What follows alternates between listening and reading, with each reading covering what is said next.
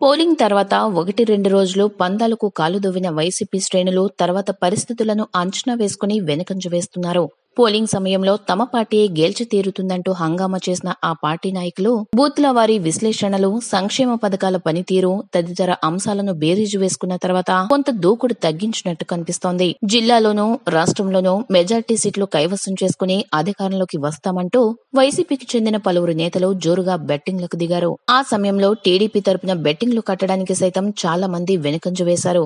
ఎక్కడ చూసినా వైసీపీ గెలుస్తుందన్న మాటే వినిపిస్తోంది అంటూ టీడీపీ నేతలు సైతం ఓ దశలో ఆందోళన పడే పరిస్థితులను కనిపించాయి. వైసీపీ వ్యూహకర్తల పథకంలో భాగంగానే ఇది జరిగిందన్న నిజం తర్వాత తాపీగా బయటపడింది.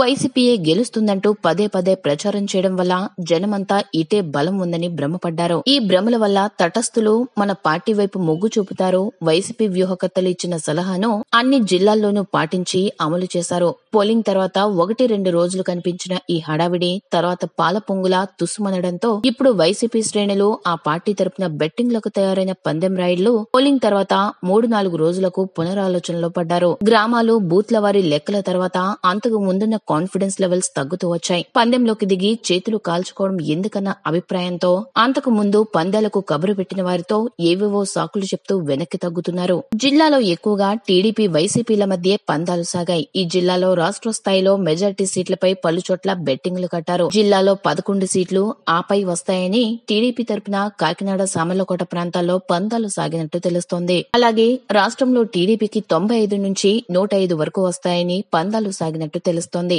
ఒక్క సీటైనా వైసీపీకి ఎక్కువ వస్తుంది, ఎంతైనా పందెం కడతా అని పోలింగ్ రోజున హడావిడి చేసిన ఓ నేత ఆ తర్వాత పరిస్థితులను బేరీజు వేసుకున్నారో ఏమో కానీ వెనక్కి తగ్గారు. తర్వాత చూద్దాంలే అంటూ దాటవేశారట.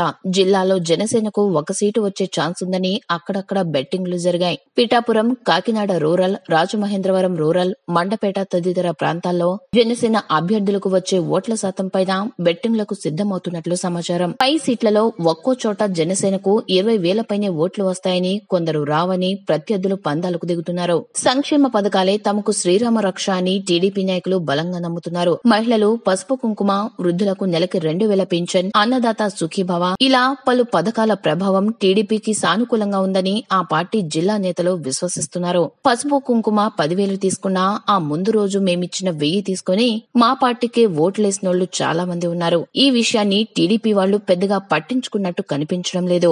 ఇది చెక్ చేసుకోవాలి అని వైసీపీకి చెందిన ఒక సీనియర్ నేత వ్యాఖ్యలపై చర్చ జరుగుతోంది. 1-6 ఇలాంటివి ఉంటే ఉండొచ్చు కానీ ఓవరాల్ గా వెల్ఫేర్ స్కీమ్స్ బాగా పాపులర్ అయ్యాయి. ఈ ఎఫెక్ట్ ఖచ్చితంగా టీడీపీకి ప్లస్ అవుతుందంటూ టీడీపీకి చెందిన ఓ సీనియర్ ప్రజాప్రతినిధి అభిప్రాయపడ్డారు. సంక్షేమ పథకాల జోష్ వల్లే టీడీపీ గెలుపు ఖాయమన్న ఉద్దేశంతోనే పందాలకు దిగామని కొందరు బాహాటంగానే చెప్తున్నారు. అవును, ఇది నిజమే. ఈ స్కీమ్స్ ఎఫెక్ట్ ను చూసే మేము పందాలకు వెనక్కి తగ్గామంటూ కొందరు వైసీపీ నేతలు ఈ విషయాన్ని అంగీకరించడం కొసమెరుపు. దీంతో టీడీపీ ఘన విజయం ఖాయమని అంచనాలు పెరుగుతున్నాయి. చూడాలి మరేం జరుగుతుందో.